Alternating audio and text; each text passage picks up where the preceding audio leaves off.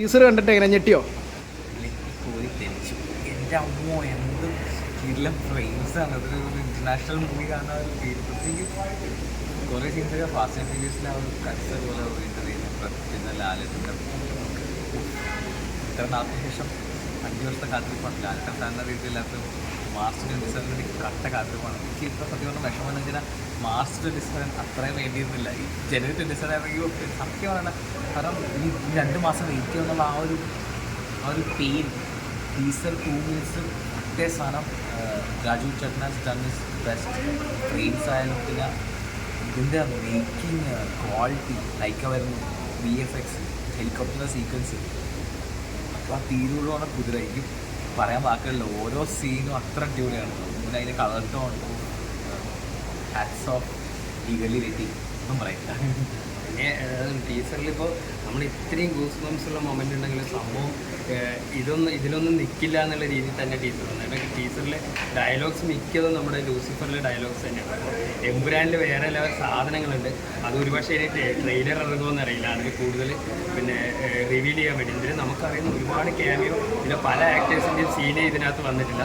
അപ്പോൾ ഈ ഒരു ട്രെയിലറിലേക്ക് ഇത് കഴിഞ്ഞ് ഇതൊരു തിയേറ്ററിലേക്ക് എത്താനുള്ളൊരു കാത്തിരിപ്പിലാണ്. കാരണം ആ നമ്മൾ ഫസ്റ്റ് ലൂസിഫറിൽ തന്നെ ഇത് പറഞ്ഞിട്ടുണ്ടല്ലോ, ഇത് പോസ്റ്റ് വാർ കഴിഞ്ഞ് അപ്പോൾ ആ എന്താണ് ഇതിനിടയ്ക്ക് തന്നെ ഇപ്പോൾ ആൻ്റണി പെരുമാർ പറഞ്ഞിട്ടുണ്ടായിരുന്നു ലാലേട്ടനെ ഇനി ഫാൻസ് ആഗ്രഹിക്കുന്ന രീതിയിൽ.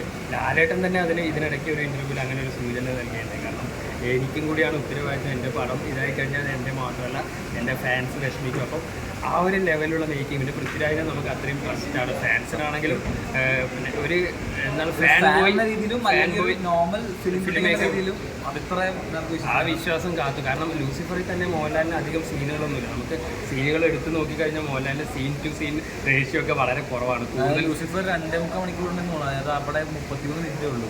33 മിനിറ്റ് ഉണ്ടെങ്കിലും പടം മൊത്തം ലാലേട്ടൻ നിറഞ്ഞു നിൽക്കുന്ന രീതിയിൽ ആ ഒരു ക്യാരക്ടറിനെ ബിൽഡ് ചെയ്തെടുത്തിട്ടുണ്ട്. പിന്നെ അതിനകത്ത് കട്ട് ചെയ്ത് കളഞ്ഞ സീനുകളൊക്കെ ആശീർവാദിൻ്റെ സൈറ്റിൽ കിടക്കുന്നുണ്ട്. ആ സൈറ്റുകളൊക്കെ ഉണ്ട്. ഒരു പോലീസ് വരുമ്പോൾ ബൈക്ക് കണ്ട് തടഞ്ഞു. അതൊന്നും അല്ല സംഭവം. അതൊന്നും അല്ല. ഈ ടീസറിൽ കണ്ട ആളാണ് സ്റ്റീഫൻ. അതുകൊണ്ടാണ് ഒരു വഴിയെ പോകുന്ന പോലീസിന് തടഞ്ഞ് അതെ ഖുറേഷി അതിൽ സ്റ്റീഫനാണല്ലോ. അപ്പോൾ സ്റ്റീഫൻ എന്തുകൊണ്ട് ആ സീനൊക്കെ ഒമിറ്റ് ചെയ്തു എന്നുള്ളത് ഈ ടീസർ കണ്ടപ്പോൾ മനസ്സിലായി. കാരണം അതിലൊതുങ്ങുന്ന ആളല്ല. പിന്നെ ഇല്ലുമിനാറ്റി സൈൻ നമ്മൾ തമാശക്ക് വേണ്ടിടത്തും വേണ്ടാത്തടത്തും പൃഥ്വിരാജിനെ കണക്ട് ചെയ്യുന്നതാണ് ഇല്ലുമിനാറ്റി. ഇതിനകത്ത് ശരിക്കും ഡയറക്റ്റായിട്ട് സയൻസ് കാണിക്കുന്നത്. പിന്നെ മറ്റേ കുരിശ് തകർന്നു വീണിട്ട് അത് ആൻറ്റി ക്രൂസായി മാറുന്ന സീനുകൾ അങ്ങനെ ഒരുപാട് ഇതിനകത്ത്. ഇതിൻ്റെ ടീസർ ഡീകോഡിങ്ങിന് തന്നെ ഒരുപാട് സാധ്യതകളുണ്ട്. ഇതിനകത്ത് ഓരോ ഫ്രെയിംസ് എന്താണ് അവർ ഉദ്ദേശിച്ചതെന്ന് കണ്ടുപിടിക്കാൻ. പിന്നെ മുരളി ഗോപി അറിയാലോ, ബ്രില്യൻ്റ് റൈറ്റിംഗ് ആണ് പുള്ളിയുടെ മൂഡ് ക്രിയേറ്റ് ചെയ്യുന്നത്. അപ്പോൾ എന്തായാലും ആ പ്രതീക്ഷയ്ക്ക് അതേ ലെവലിൽ തന്നെ പിടിക്കുക. ഇത്രയും ഹൈപ്പിനൊക്കെ ഒരു ടീച്ചർ ഇറക്കുക എന്നുള്ളത് അത് അവർ ആ ടീം മൊത്തം എൻ്റെ ടീം സക്സസ് ആയിരിക്കുകയാണ്. Empuraan team highly satisfied and highly thrilled. ബാക്കി